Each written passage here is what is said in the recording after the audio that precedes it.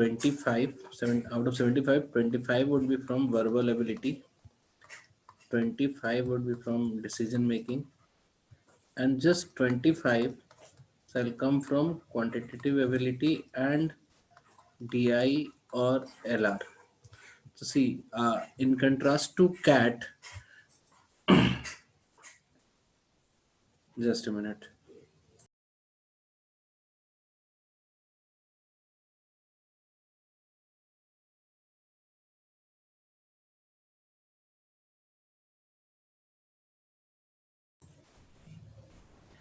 In contrast to CAT, where CAT will have तुम्हारा 100 questions होगा cat में, जिसमें 34 out be from quant, 32 DILR and 34 again for verbal ability. तो देख रहे हो यहाँ पे 66% मार्क्स जो है that will be dependent upon your direct quantitative and decision making, data interpretation availability. So lots of people who have not done maths very well in school और अभी भी preparation उनका जैसे मान लो कि बहुत अच्छा नहीं हो पाता है, तो we can have a very great advantage of decision making section in JAT. तो अगर आप basically point ये है हमारा कि अगर आप verbal ability से ऑफ कोर्स इसमें वर्बल एबिलिटी थोड़ा टिपिकल होगा, तो verbal ability and decision making दोनों कंबाइन करके भी अगर आप 30 क्वेश्चंस कर लेते हो तो you can get more than 95 percentile marks, है ना. और इस बार के तो हिसाब से मतलब इस बार थोड़ा जैट में कुछ डिस्क्रिपेंसीज थी एग्जाम के अंदर. उन्होंने बता दिया था कि नेगेटिव मार्किंग होगा या नहीं होगा, तो इस वजह से और कम पे सिर्फ 18 क्वेश्चन पे 90 percentile could have scored this year. So scoring in JAT is quite easy, but only if you can do the decision making very well. तो अब होता है क्या है कि डिसीजन मेकिंग में you don't have any formula, maths, numbers, कुछ भी नहीं है तुम्हारे पास. बस आपको ये ध्यान रखना है कि डिसीजन मेकिंग में आपको you need to be very logical. आप हम ये क्या बोलते हैं, कोई भी आर्गुमेंट दोगे तो there should be base for that argument and you won't be making decision basis of your hunch. ठीक है, तो I hope you must have tried few of questions from this sheet. Yes sir. तो इसको in fact मतलब just consider it like ये RC question also. तो basically तुम हाँ ये जो जैट के जो क्वेश्चंस हैं ये एमसीक्यू होते हैं ना, ये डिसीजन मेकिंग वाले. तो इसके करने के दो फायदे हो जाते हैं. एक तो तुम्हारा आरसी सही हो जाता है, आरसी में भी अच्छा स्कोर करने लगता है. अगर तुम कैट प्राइमरी कैट के एस्पिरेंट हो तो उसके लिए भी ये एडवांटेज है, आरसी से हो जाता है. और अगर तुम जैट के लिए मतलब सॉरी टिस के लिए प्रिपेयर कर रहे हो, क्योंकि जैट का तो पेपर ही है ना ये, टिस के लिए प्रिपेयर कर रहे हो, तो it won't give you an edge for RC only.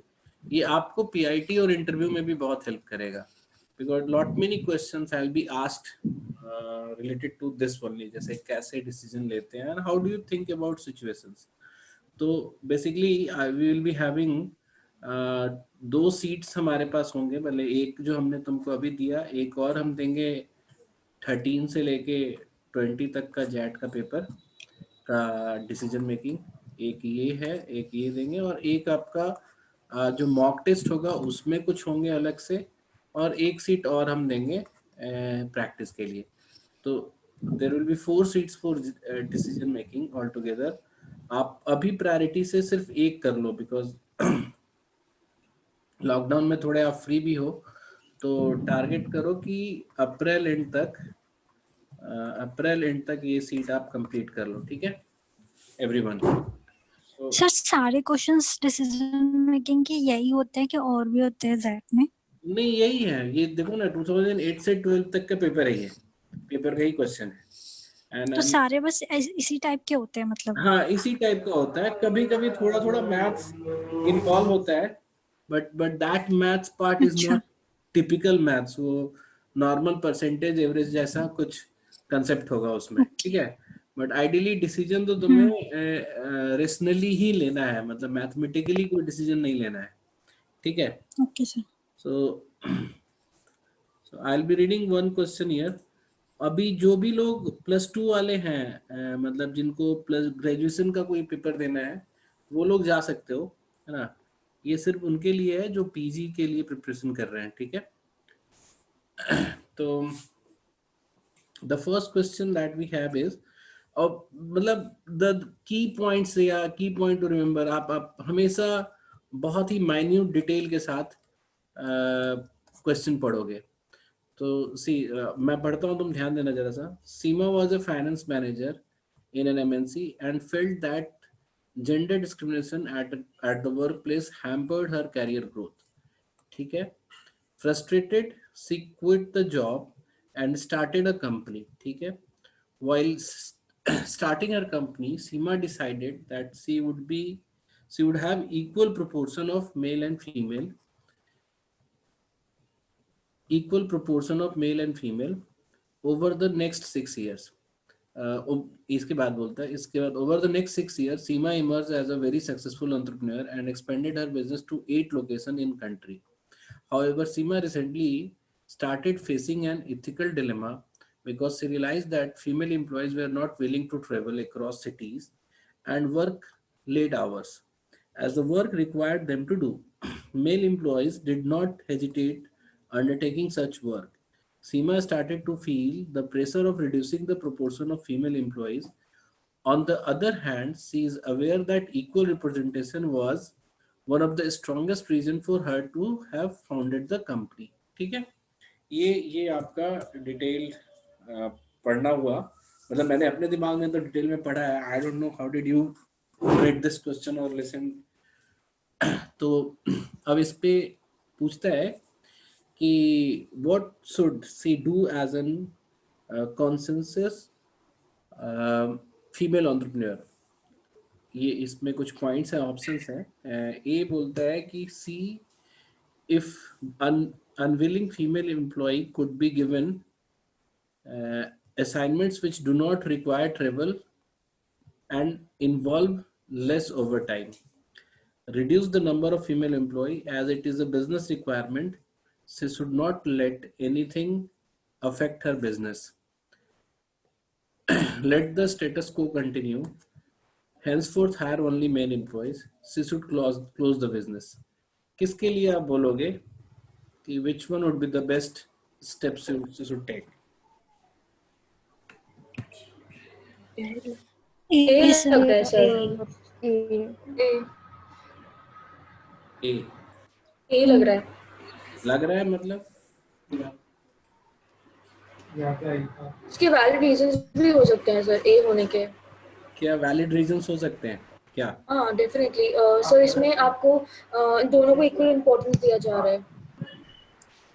Time और सबको हटा के अगर देखा जाए तो दोनों को इक्वल इम्पोर्टेंस दिया जा रहा है. और जो ये बात कही गई है स्टेटस क्वो की, तो उसमें वो भी कहीं मतलब काफी हद तक मेंटेन किया जा रहा है.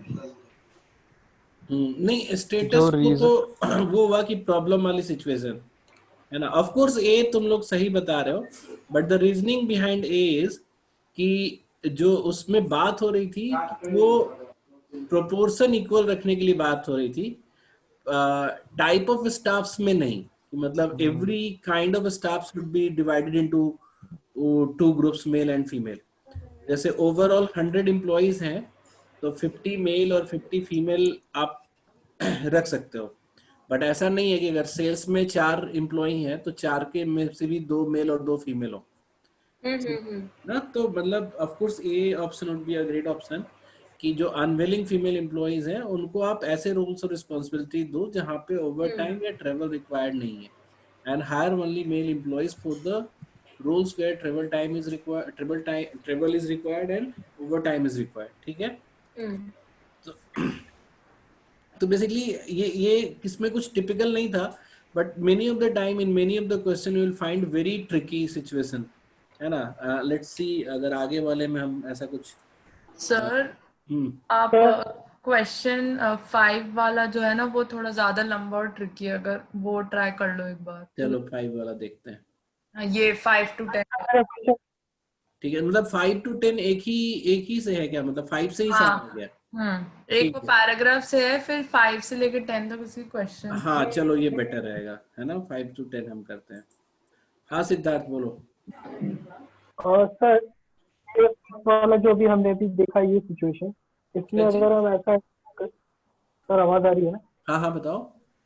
हाँ सर, इसमें अगर ऐसा ऑप्शन होता कि अगर कोई फीमेल एम्प्लॉय अनविलिंग है तो उनको अगर हम फीमेल से प्लेस करते थे तो फिर किसको चुनते? क्या करते? मान लेते ऑप्शंस में अगर कुछ ऐसा दिया होता कि हाँ। जो अनविलिंग है उनकी जगह हम न्यू फीमेल एम्प्लॉय हायर कर ले जो विलिंग हाँ। हो ट्रायल करने, तो क्या अप्रोप्रिएट रहता? मतलब देखो वो अगर उस केस में, हाँ मैं समझ गया कि तुम ये बोल रहे हो कि आप जो अनविलिंग फीमेल एम्प्लॉइज हैं उनके बजाय विलिंगली जो वर्किंग फीमेल एम्प्लॉइज है, अगर वो रहेगा तो ऑफकोर्स वो भी एक ऑप्शन हो सकता है, राइट ऑप्शन हो सकता था, क्योंकि उस केस में भी आप प्रोपोर्शन को सेम रख के और किसी का ग्रोथ नहीं हैम्पर कर रहे हो, बट बेसिकली क्या है कि just because they are female and they can not travel तो आप उसको हटा नहीं सकते, तो firing would have been a bad decision for any business. Yes sir, तो उनका ग्रोथ तो कम हो जाएगा। हाँ, क्योंकि उनका ग्रोथ तो कम हो जाएगा ना, तो सी वुड बी, मतलब होता है ना कि जो जिस रीजन से उसने स्टार्ट किया था उस वो डिफाई हो जाता, ठीक है, क्योंकि फायर करना is not a decision which can, मतलब एक कंसेंसस फीमेल एंटरप्रेन्योर के तौर पे firing would not be a very good option, ठीक है सिद्धार्थ, ओके? ठीक है सर। तो चलो 5 पे हम लोग चलते हैं, क्वेश्चन नंबर 5 to 10 पे। Mister Rajiv Singhal, chairman of the board of directors of Loha India Limited, steel manufacturing company, had just been visited by several other directors of the company. The directors were upset with recent action of the company president Ganesh Thakur. They demanded that the board consider firing the president. ठीक है, ये chairman है राजीव सिंघल। तुम लोग normal company structure जानते हो ना, chairman जैसे बेसिकली द कंपनी ओनर जो, या सबसे मतलब सुपीरियर जो गवर्नमेंट की कंपनी होती है, तो सेक्रेटरी कोई आईएएस लेवल का लोग चेयरमैन बनता है, बट ऐसा समझो कि सुप्रीम अथॉरिटी है चेयरमैन, बट ये डे टू डे बिजनेस में इन्वॉल्व नहीं होते ज्यादा, and he has board of directors among, मतलब अंडर हिज ये टेबल जिसपे जो सारे डिसीजंस लेते हैं। So, board of directors, chairman of the board of directors of Loha India Limited had just been visited by several other directors of the company.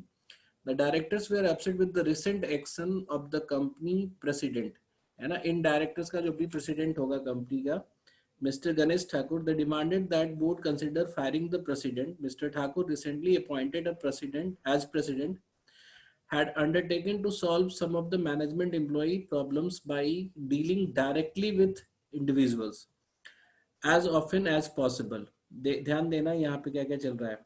The company did not have a history of a strike or any other form of collective action and was considered to have good work culture.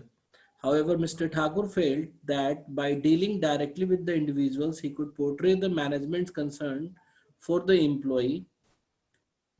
An important initiative of Mr. Thakur was to negotiate wages of the supervisors with each supervisor. In these negotiation meetings, he would not involve anyone else, including the personnel department, which reported to him, so as to take an unbiased decision. After negotiation, a wage contract would be drawn up for each supervisor. This he felt would recognize and reward the better performers. Mr. Thakur successfully implemented the process for most of the supervisors except those who was working in night shift with that of supervisors of the day shift. For several days, Ramlal, a night shift supervisor, had been trying to seek appointment with Mr. Thakur about his wages.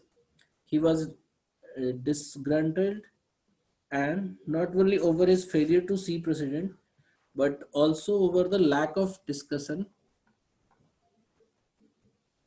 about his wage contract prior to its being effected. As a family man of 6 dependents, he felt his weekly wages should be higher than that granted to him. Last Thursday afternoon, Ramlal stopped by the president office and tried to see him. Mr. Thakur's secretary refused his request on the ground that Mr. Thakur was busy. Infuriated, Ramlal stormed into the president's office and confronted the startled Mr. Thakur, which stood up and told Ramlal to get out of his office and express his grievances through official channel. Ramlal took a swing at the president, who in turn punched Ramlal on jaw and knocked him unconscious. ठीक है, ये पढ़ लिया तुम लोगों ने? Everyone? किसने इसको ट्राई कर रखा है पहले? गुड. तुम लोग काम बहुत कम करते हो, पता है. जैसे अगर एक सीट दिया जा रहा है तो उसको कवर कर लिया करो. राइट. प्राची, तुमने किया था?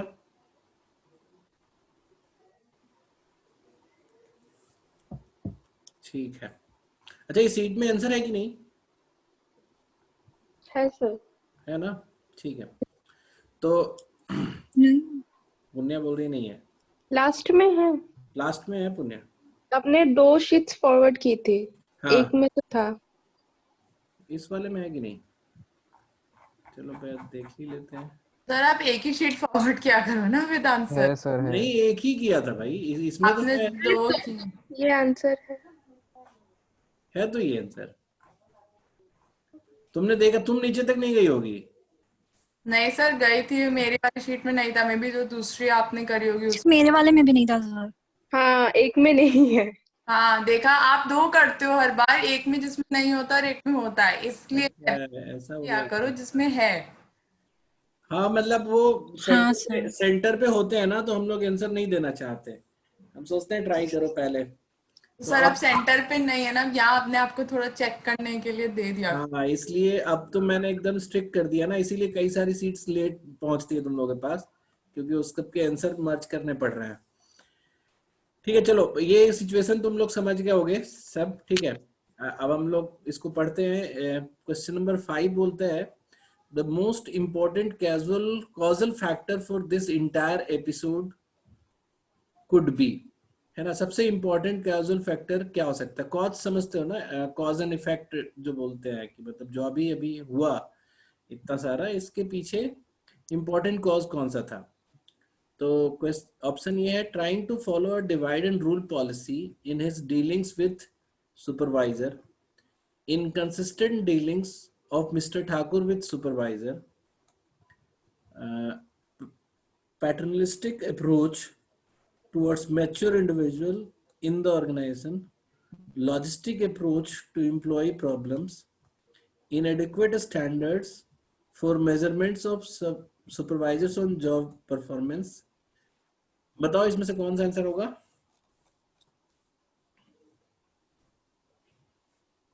Which one? B. B sir. Saurabh B बोलता है. इसमें inconsistent dealing. B. And how do you say कि ये inconsistent dealing का? क्योंकि ई सर मेरे हिसाब से तो ई है. कर रहा है. Inadequate standard of measurement of तो मेरे को supervisor. ई लग रहा है. ई लग रहा है. भव्या को भी ई लग रहा है, पुण्या को भी ई लग रहा है. देखो अब मैं तो, और कोई है किसी के पास opinion? Anyone is up for C? नहीं, sorry, D. No. Legalistic है, sorry. D is legalistic है. हाँ, तब तो B ही होगा. बी. क्योंकि वो बहुत दिनों बाद कर रहा है ना सर. हाँ, नहीं, ऐसे है ना. सुनो, मैंने डी जो सोचा था ना, लॉजिस्टिकल समझ लिया था, but it is legalistic approach है। लॉजिस्टिकल इसलिए मैंने बोला क्योंकि दिन और रात वाले में प्रॉब्लम है ना, तो रात वाले employee could not reach the president, but of course legalistic है डी वाला टर्म। तो C B will cover entire episode. Inconsistent dealing का मतलब क्या हुआ कि for few of the supervisor, है ना, he is different treatment to sir different fair मिला प्रोसेस भी कर और दिया सारा था। प्रोसेस भी हो पाया, हाँ और कुछ के साथ नहीं हो पाया। ई इसलिए नहीं क्योंकि जो उसकी अपनी मेजरमेंट के स्टैंडर्ड है ना, दैट इज एडेक्वेट। वो लोगों से मिलके उसको ज्यादा कम एवरेज, मतलब होता है ना कि सैलरी वगैरह वेज वगैरह फिक्स कर पा रहा है। तो इनएडिक्वेट तब बोलते हैं जब है ही नहीं, है ना। इंडिविजुअल लेवल पे he has that standard of measurement. बस यहाँ पे क्या हो जा रही है, इनकंसिस्टेंसी हो जा रही है। ई का इसलिए भी नहीं होगा ना बिकॉज वो मतलब उसका नीड बेस्ड था, उसका जॉब परफॉर्मेंस से रिलेशन ज्यादा नहीं था। बिकॉज ऊपर लिखा है कि he felt that his wages were inadequate because he had 6 dependents on him. So that does not have much to do with the job performance, right? हाँ हाँ, तो तो इसलिए ये भी हाँ, तो इनकंसिस्टेंट इसलिए सही है क्योंकि वो सबके साथ इक्वल टाइम नहीं बिता पाया, देख नहीं पाया, बात नहीं कर पाया, है ना। अप्रोच सही था लेकिन सर मैंने भी बी बोला था। बी सही है। चलो नेक्स्ट पढ़ो। The situation with Mr. Lal could have been, I did not get the reason.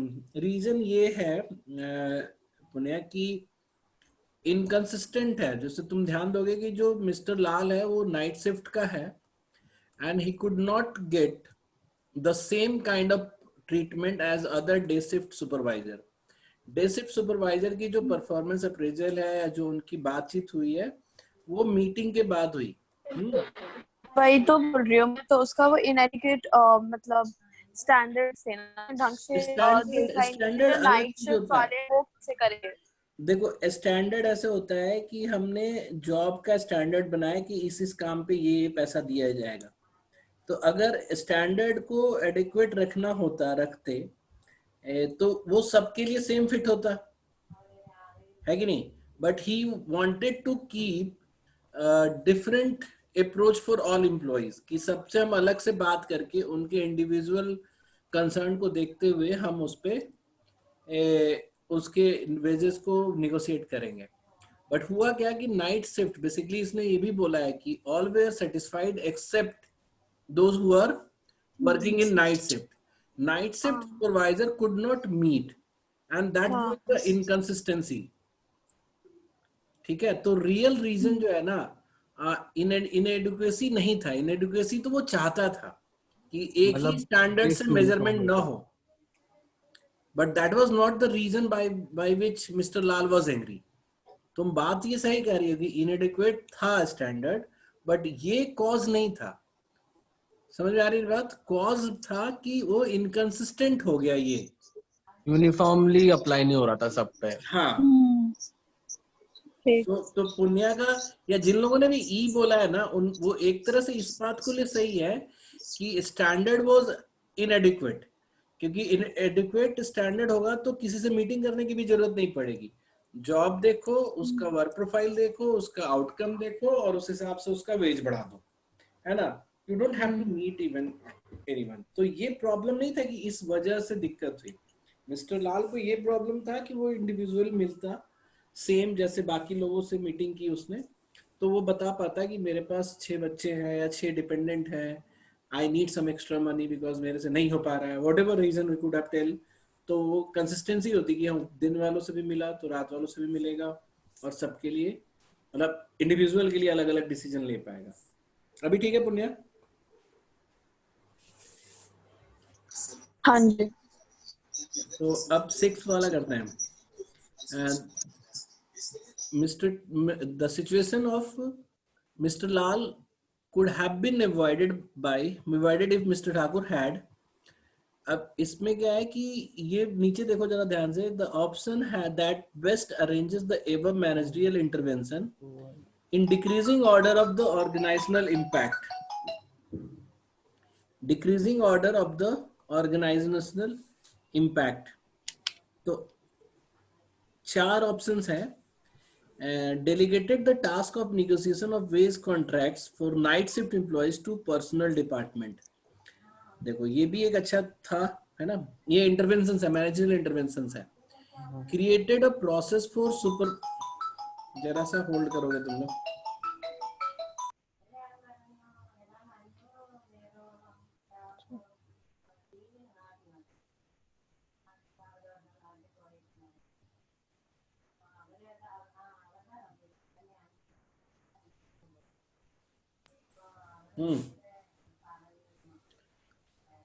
इसके बाद बोलता है created a process for supervisors working the night shift so that they could have the end. ये क्या misprint है क्या कुछ?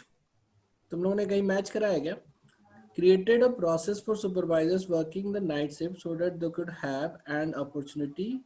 Sir N होगा, डी नहीं होगा. सिर्फ an opportunity. Direct with him. Open door बोला था जो नगला है. नहीं मतलब कोई भी प्रोसेस क्रिएट कर सकता था. मतलब he could have state at night, किसी दिन वो रात में रुक के सबसे कुछ भी. मतलब created an open door policy that would have been allowed employees to see him without any appointment. है ना. ये भी एक लास्ट वाला जो एपिसोड हुआ ये अवॉइड हो सकता था इससे. postponed the decision of wage revision for supervisors in the night shift for 2 months since supervisors were rotated on different shift after every 2 months. अब बताओ इसमें प्रायोरिटी पे क्या रखूं मैं? 2. प्रायोरिटी पे 2 रखें. 2 नंबर. हाँ ऑफ कोर्स, क्योंकि नेगोशिएट अगर वो सबसे वो कर रहा है डे वाले से, तो वो रात वाले से भी खुद ही करे. And he should not postpone for 2 months, क्योंकि वो फिर वो मिस करेंगे कि हमारा उस टाइम पे नहीं बढ़ा. तो 2 जो है वो मोस्ट प्रायोरिटाइज आप रख रहे हो. सेकंड कौन सा रखोगे? ओपन डोर रख लो. Open door.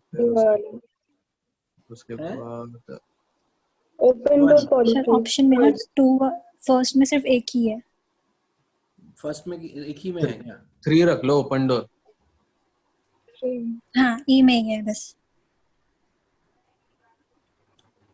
हाँ वो तो मतलब ऑप्शंस है वैसे 2 तो. 3 1 4. 2 3 1 हाँ वो है 2 3 1 4 है. 2 3 1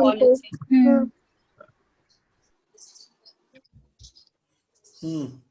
तो पहला तो 2 के बाद तो 3 जगह 2 अगर सब लोग एग्रीड हो, क्योंकि उन्होंने कंफ्यूज किया है सारे ऑप्शंस पे 4 दे दिए मैं. ठीक है.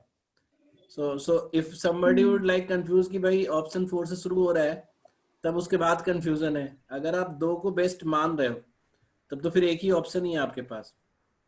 हाँ बट मुझे लग रहा था कि 2 के बाद ये 1 देना चाहिए था इनको. बट नहीं लेकिन 3 दोगे तो बेटर है कि at least the president will be interacting. बात कर सकता है. हाँ नहीं 3 से एक और भी फायदा होगा कि डायरेक्टली वो प्रेसिडेंट कर पा रहा है.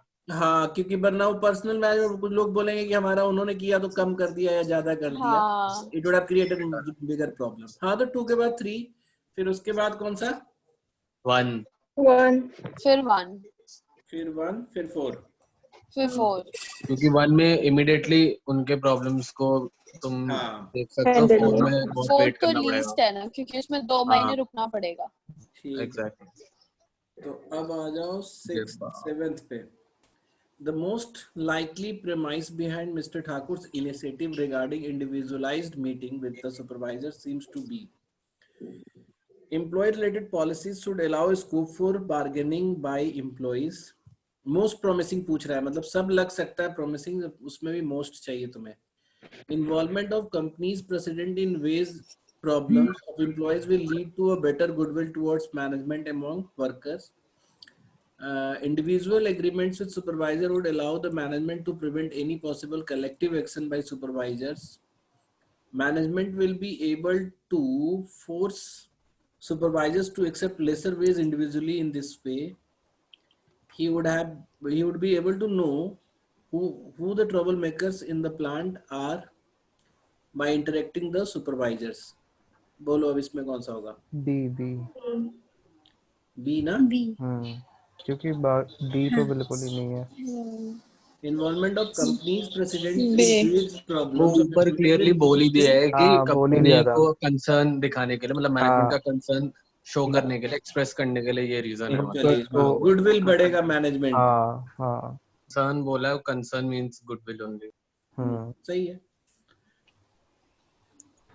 Out of the following, which one seems to be most likely a cause of Ramlal's grievance?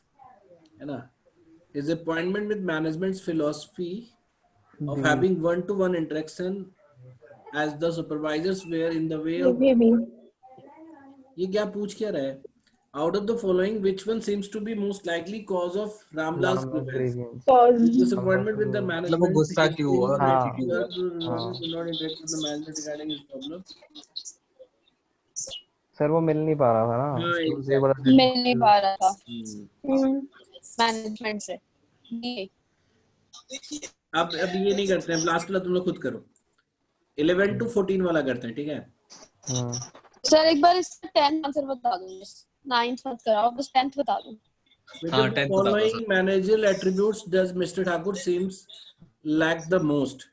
Emotional instability under pressure, proactive problem solving, ethical behavior, emotional stability under independent decision making. ये है proactive problem solving. ठीक है, क्योंकि जब वो meeting कर ही रहा था, तो जब वो अंदर आ ही गया तो उस समय कुछ डील कर सकता था. मतलब उसको मारपीट के लेवल पर जाने की जरूरत नहीं थी.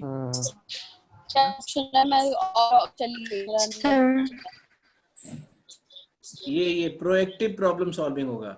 बी सर सी क्यों नहीं हो सकता? क्योंकि इथिकल बिहेवियरल जो है ना, उसमें कोई प्रॉब्लम नहीं था. मतलब जैसे where he was ethically wrong. बताओ जरा.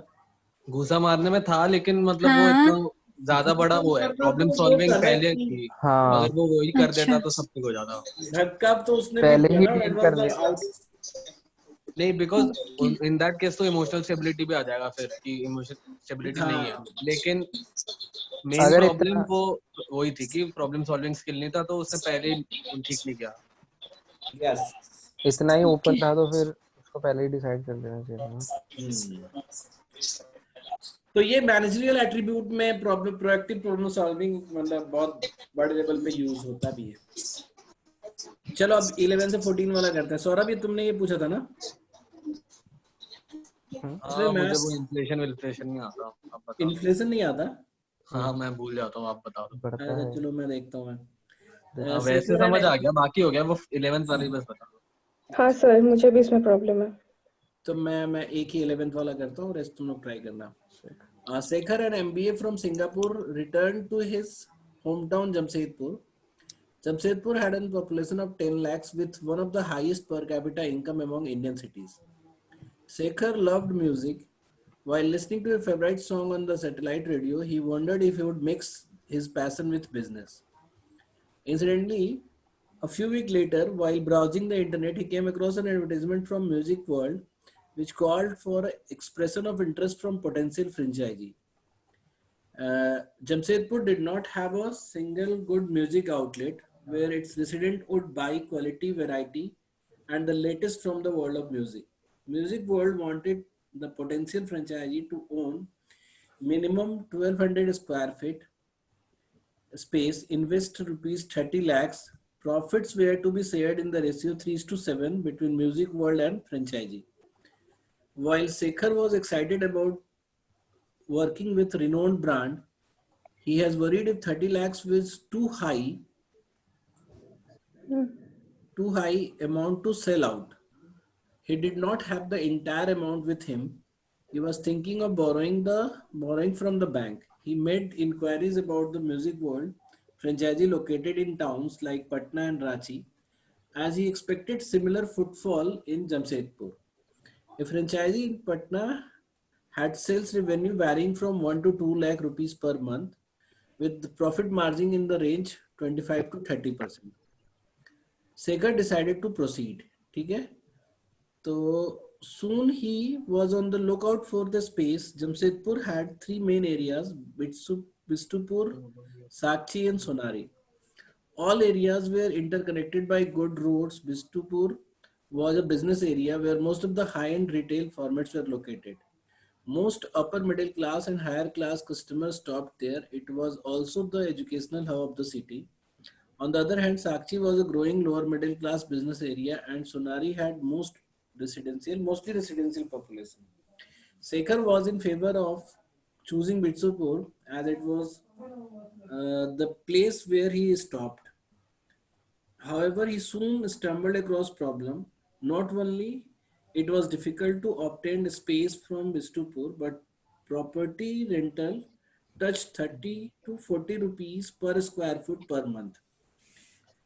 तो ये रेंट हमारा हो गया 30 to 40 into 1200. The rentals in Sakchi and Sonari were in range of 15 to 20 rupees per square foot per month. Also, Sekhar's friend who stayed in Sakchi told him that a few branded outlets were opening in Sakchi. It seems to be the fastest growing market in Jamshedpur. The highest ratio of teenagers, with Sekhar was not in favor of Sakchi due to low image. He expected target the growing crowd in Bistupur. High real estate prices in Bistupur and his low assessment of the Sakchi market created confusion in Sekhar's mind. To give the decision some serious fresh thought, he decided to hit the Jamshedpur-Ranchi highway in his newly acquired car. मतलब ये क्या चाहता क्या था? ये ऐसे ही मतलब show off कर रहा हूँ. अच्छा, सो मतलब गाड़ी पे बैठ के चलाते हुए आइडिया लेने का. ऐसा मत करना तुम लोग कभी, कुछ नहीं होता इससे. ठीक है. तो ये मैं ऊपर एमबीए के बाद. So suppose sales in Patna and Bistupur are likely to be same. How many years would it take to Sekhar to recoup the investment? Consider zero inflation. जब zero बोल ही दिया तो तुम्हें क्यों परेशान होना? अच्छा ठीक है मतलब ये तो वो वर्ड देख के डर लगता है मुझे. अच्छा, अब यहाँ पे सिंपल कैलकुलेशन था. तो वो 1200 रुपया स्क्वायर फीट लेगा. हाँ. ये कौन आवाज कहाँ से आ रही है? पता नहीं. रुको मैं म्यूट करता हूँ. तुम लोग अनम्यूट कर सकते हो जब चाहे तब अपने आप को. 1200 स्क्वायर फीट इनटू ये बोलता है 30 to 40 यहाँ का रेंट है, तो 35 रख सर 36,000 से लेके 48,000 मतलब. हाँ मतलब 30 to 40 है ना, तो 36,000 पर मंथ से लेके 48,000 पर मंथ तक के, और उसके बीच का जो फिगर हो जाएगा हमारा 42,000. अच्छा वो मीन ले लोगे. हाँ हमेशा वो बीच में ही ले जाता है. 42,000 हमने ले लिया रेंट पर मंथ का. ठीक है. और अगर ये बोलता है कि पटना का market is likely to be same, तो पटना का 1 to 2 लाख है, तो 1.5 लाख ले लो. अच्छा 1.5 लाख की सेल हुई है. हाँ पर अच्छा, मंथ ठीक है. सेल जो है 1.5 लाख के आसपास ले लो. ठीक है. ठीक है. और इसका 25 to 30% है, तो इसको क्या करना कि हाँ तो बेटर क्या है कि 1.6 ले लो, तो उसका 25% निकालना भी आसान होगा ना. तो 1,60,000 जो है ये सेल ले लिया हमने, तो इसका 25% हो गया तुम्हारा 40,000 है ना. हाँ. और इसका 30% हो गया तुम्हारा 48,000. ठीक है, तो मतलब 44,000 ले लिया. ये हमारा 44,000 का प्रॉफिट हुआ. हाँ. अच्छा तो कितने सालों में वो लगभग उतना हो जाएगा? 30 लाख. ये तो तुम्हारा ये तो निकल ही नहीं पाएगा, क्योंकि अगर ये प्रॉफिट मार्जिन है, हाँ. अगर ये प्रॉफिट मार्जिन है तो इसका इन बिटवीन भी ले ले तो हमारा 44,000 होता है. ले लिया ठीक फिर। है, इसमें से भी कंपनी लेगी तुम्हारा 3:7 में बटेगा। हाँ करेक्ट। तो तो मतलब तुम्हें 7 मिलेगा और कंपनी को 3। हाँ, तो ये तो और कम हो जाएगा ना। 7/10 ऑफ वो व्हाट इज मतलब जीरो इन्फ्लेशन? आखिर जीरो इन्फ्लेशन इज जैसे बैंक से वो 30 लाख रुपया दाम लेता बढ़ना। है, तो नहीं, वो तो 30 लाख तो देना ही देना है। जीरो इन्फ्लेशन मतलब कि जो 7 साल या 8 साल की हम बात कर रहे हैं ना, उसमें रेंट नहीं बढ़ा। दाम नहीं बढ़ेगा ना मतलब। हाँ, ना रेंट तो बढ़ा ना दाम बढ़ा। देयर इज अच्छा नो इन्फ्लेशन इन वो, तो आप इसी को कंसीडर करके चलोगे, जीरो इन्फ्लेशन। बट ये क्या है कि ये तो तो प्रॉब्लमेटिक है। 3 लाख आ रहा है सर, मतलब 3 लाख कह रहा हूँ, क्या है ये 3000 7/10 ऑफ 44,000 करेंगे तो 30,800 आ रहा है पर मंथ। कितना आ रहा है? 30,800 पर मंथ, मतलब 44,000 का 7/10 कर लिया। हाँ, तो ये तो कम है ना, तो आप तो रेंट भी नहीं दे पा रहे हो। वही तो मतलब how do you recover money? यही होगा मेरा। सर कैलकुलेशन बता दो, पर आपने क्या किया जो ये आपने 12,000 को देखो मैंने किया क्या है, किया, सॉल्व किया है, मतलब तो इसमें आपने ये पर मंथ की कॉस्ट डाल रहे हो क्या? हाँ, मैं सिर्फ पर मंथ हाँ। की कॉस्ट निकाल रहा हूँ, और जो मुझे एक्स्ट्रा हाँ। मिलता ना सरप्लस, उससे 30 लाख वो करता मैं, कि 30 लाख कितने साल में कवर हो जाएगा।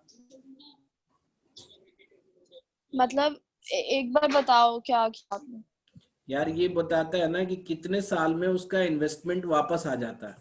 ठीक है, हाँ, तो वो मैं इन्वेस्ट समझ वो गई। कर मतलब रहा है उतना 30। पैसा तुम एक्यूमुलेट कर लेते हो कि तुमने वो अपना जितना लोन वोन या जहाँ से भी जो भी पैसा लगाया हाँ, था वो वापस चले कवर जाएगा। कर लिया। हाँ तो 30 लाख तुमको वो करना है, कवर करना है,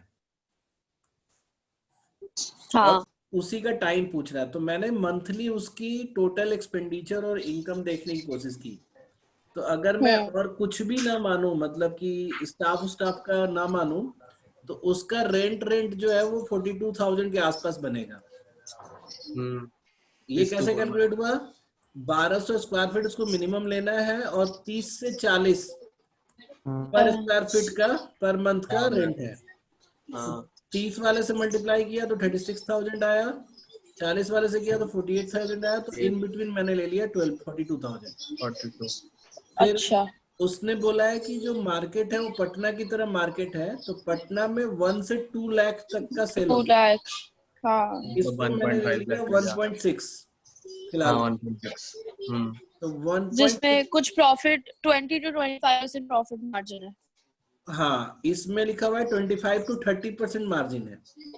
तो हाँ, मैं 25 पे 40,000 और 30 पे 48,000 होता है। ठीक है, तो इसका एवरेज ले लेंगे तो अराउंड 44,000 उसका 44। पर मंथ का वो होगा। और ठीक है। उसमें भी कंपनी और उसमें बढ़ जाएगा 3:7 में। हाँ समझ रहे हो? 30,800 तो ये बचेगा। 35,000 के आसपास इसको मिलता 30,000। है ना, और इसको रेंट ही देना है 42,000, तो प्रॉब्ली ये कभी नहीं वापस आ पाएगा पैसा इसका। वो ऑप्शन था ना कि कभी नहीं हो पाएगा, एक ऑप्शन है है। क्या ऑप्शन है क्या? हाँ एक था ना कि वो कभी हाँ नहीं है, कर पाएगा है? हाँ ऊपर है शायद। अच्छा, मे बी तो आपने ऊपर बताया था। हाँ, तो मे बी नेवर ना मे बी नेवर आया था। हाँ, देखा। तो तुम लोगों ने देखा, मतलब जैसे अगर मैथ्स है भी ना, नंबर्स है भी, तो वो मैथमेटिक्स की तरह नहीं है। यही सिंपल एवरेज, परसेंटेज, ये सब कैलकुलेशन वाले नंबर्स यूज होंगे। सर हाँ, 1 से 2 लाख का आपने 1.6 क्यों लिया, 5 क्यों नहीं लिया? अरे मैंने कैलकुलेशन इजी कैलकुलेशन कर के लिया ना। लिए 1.5 का 25% निकालना टफ होता, अच्छा। तो कोई बहुत फर्क नहीं पड़ेगा 10,000 से। मेरी बात समझ में आ रही है? तो इसलिए मैंने 1.6 लिया। कई बार तुमको ना कैलकुलेशन इजी करने के लिए थोड़ा बहुत डेटा को मैनिपुलेट कर सकते हो। ठीक है, अब इसको तुम लोग खुद से ट्राई करो। बाकी के क्वेश्चंस को सारे बढ़िया है, और इसको अच्छे से करना, because it will help you in reading comprehension, क्योंकि ये आपको और फोर्स करता है एक एक लाइन को बहुत अच्छे से पढ़ने के लिए, डिसीजन मेकिंग का क्वेश्चन।